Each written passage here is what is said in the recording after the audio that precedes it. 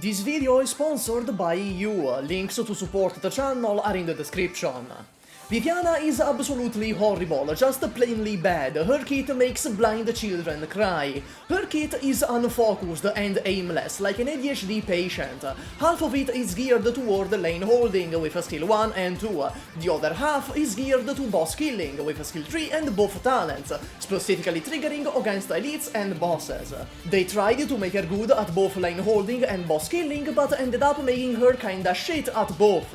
Her kit design would be outdated if it was released 2 years ago, yet she's an Astasia power creep releasing in 2024. All of this would just make her kinda bad, but if all of that wasn't enough, she is in a direct competition with Sutra, a contender for the best operator in the game. One of Astasia's very few saving graces is that at least she doesn't directly compete with Sutra, she's a lane holder. Viviana instead decides that nah, she'd win and ends up in fact getting her ass beat. Anything you could use her for, someone is better at it, especially Sutra. Skill 1 is the generic one, skill 2 is literally Astasia skill 2 power creep, and skill 3 is a bit awkward to use, since the best effects happen on the second activation. The biggest crime Viviana commits is that she has nothing from her boss form in her kit. She's the Candle Knight but doesn't even use fire, much less her signature attack. You could replace her with anyone and it wouldn't feel any different. Every unit that was a boss before retained something from their boss forms, be it W with the timed explosions, Madrox's shield, or Degen Breaker's debuff, but Viviana actually doesn't get anything.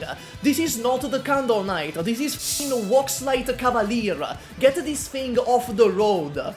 Arturia is a different story, I refuse to call her Virtuosa. She's the first operator in the game with a DOT that actually matters, let's focus on skill 3. She does a lot of shit all at once, she debuffs enemy attack, she slows every enemy in range, she has a really good DOT, she has fucking massive range, she gives more HP to the operator with the highest HP in range, she gives more attack to the operator with the highest attack in range, she gives more defense to the operator with the highest defense in range, and traps you into an abusive, manipulative relationship.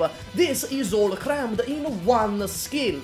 None of these effects on their own are that good, but when all combined and applied at once, she really pulls her own wave. She's not exactly a must pull per se, but she's nowhere close to being a bad unit. There isn't really ever a bad situation to use her, she'll always do her job. Lessing is kinda neat. His thing is being a complete counter to abnormal statuses, getting to activate his skill tree regardless of charge and clear that status, and while active he becomes completely immune to them. His talents help him tank better and do more damage. Still, he is a Dreadnought guard, which is kind of a shit archetype, and his skill tree is essentially his only claim to fame. He's only ever gonna see use in stages that make heavy use of abnormal statuses, and even then, it's probably better to use Lumen instead, since he mitigates them for everyone in range. I don't really recommend building him, but I will recognize he has a real use case. Bassline attempts to be better than Gummy, and for that I don't like him. F this guy. Okay, in all seriousness, he's just an Earl but worse. Il Diamante è indistruttibile, but unfortunately not that good as an operator. He's a new caster archetype which inflicts elemental damage on the enemy. The best I can say about him is that at least he's not wormy, since there are operators that inflict necrosis that he can synergize with. It's just never worth it. Caper is possibly the first good new archetype Hypergriff has released in 500 years. She has no reason to be this thick!